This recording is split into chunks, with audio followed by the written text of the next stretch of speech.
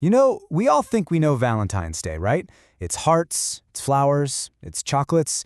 But what if I told you that whole script is just a cover-up? Today, we are peeling back the mask on this holiday to find a secret history that is way more primal and honestly, a whole lot more interesting. And our investigation actually starts with Valentine's wilder cousin, Carnival. Because hidden inside all that chaos, inside the masks, and even inside the festival's name, there are clues to a really ancient ritual, one that was designed for the very survival of our species. So let's start with the first clue, and that's the word itself. Where does carnival even come from? Well, the official story, that's just the tip of the iceberg. Okay, so the official explanation is pretty straightforward. You've got carne, which means meat or flesh, and vale, which means goodbye. It was the last big blowout, right? The last chance to party before the 40 days of fasting for Lent began. Goodbye, meat. Makes sense. Simple enough. But what if that's just a little too neat? A convenient explanation? A kind of religious rebranding designed to cover up a much older, much more pagan origin? What if that second part of the word isn't goodbye at all? So look at this. On the left, you've got the simple Christian interpretation we just talked about. But on the right, that's where things get interesting. What if it's not Val, but Baal, the name of an ancient, very powerful god? Suddenly, carnival isn't goodbye meat anymore. It becomes the flesh of Baal, and that is a celebration of a totally different kind of power. Okay, so if carnival is the flesh of Baal, that obviously begs the question, who or what exactly was Baal?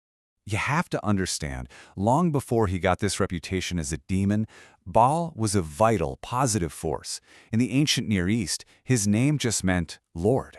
He was the god of thunder and rain, the things that brought life to the desert. His symbol was the bull, the absolute icon of strength, virility, and fertility. He was, for all intents and purposes, the god of life itself. So how did this life-giving god become a symbol of pure evil? Well, it's a classic story you see all through history. When one religion takes over, it doesn't just get rid of the old gods. It demotes them. It turns them into its new demons. And this just lays it all out. You can literally watch his reputation get destroyed over time. In Canaan, he's the powerful god of fertility. In the Old Testament, he's reduced to the golden calf, a symbol of everything you're not supposed to worship. By the time of the Gospels, his name is twisted into Beelzebub, the Lord of the Flies, which is basically a mockery of his old title. And by the Middle Ages, forget it. He's a grotesque, three-headed king of hell. Okay, so let's get back to carnival. If it was originally a festival for the flesh of Baal, the god of fertility, what was the ritual actually for? And this is where the masks come back into play. I mean, really think about it. It wasn't just about hiding your face.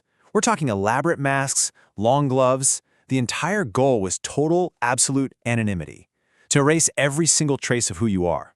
Why would you need to do that? The hypothesis here is that carnival wasn't just about letting loose. It served a deeply pragmatic, almost biological purpose. For these small, isolated communities in the ancient world, it was a solution to a genuine life-or-death problem. So, here's how this genetic lottery would have worked. Step 1. You've got a problem. In a tiny village, if even a few couples are infertile, that could threaten the entire group's future. Step 2. The tool. The masks and gloves erase your identity. You're no longer John the Baker or Mary the Weaver. You are just a vessel of the god's power. Step 3. The ritual itself. During the festival's chaos, random, anonymous pairings could happen, which would mix up the community's gene pool. And Step 4. The result. Any child conceived wasn't the result of an affair, which would shatter the social fabric. No, it was a gift from Baal.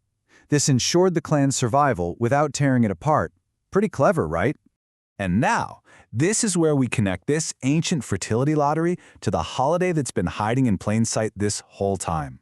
It turns out that Valentine's Day might just be the most successful mask of them all. See, before the church ever established St. Valentine's Day, the Romans had their own thing going on in mid-February.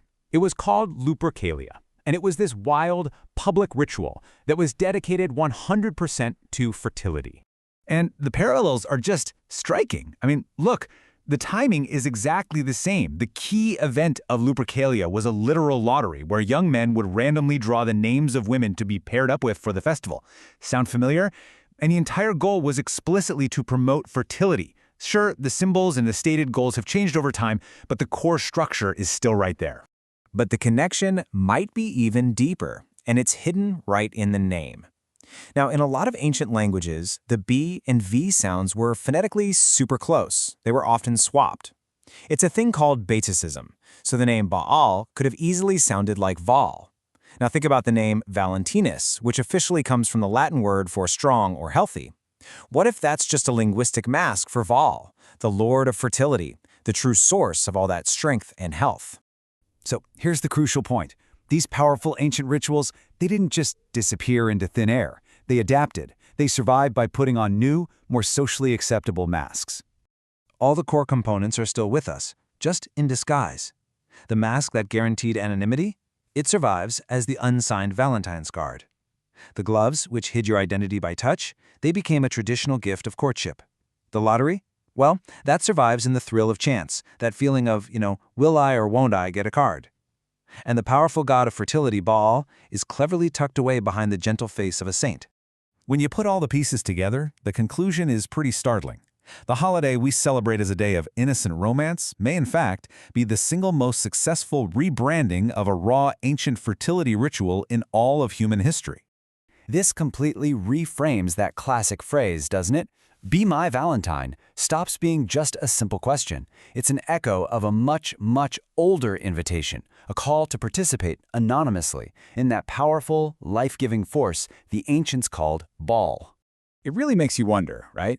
If a holiday this common can hide a secret this profound, what other parts of our modern lives are just masks for an ancient world we've completely forgotten? What other secrets are just waiting out there to be explained? Thanks for joining me.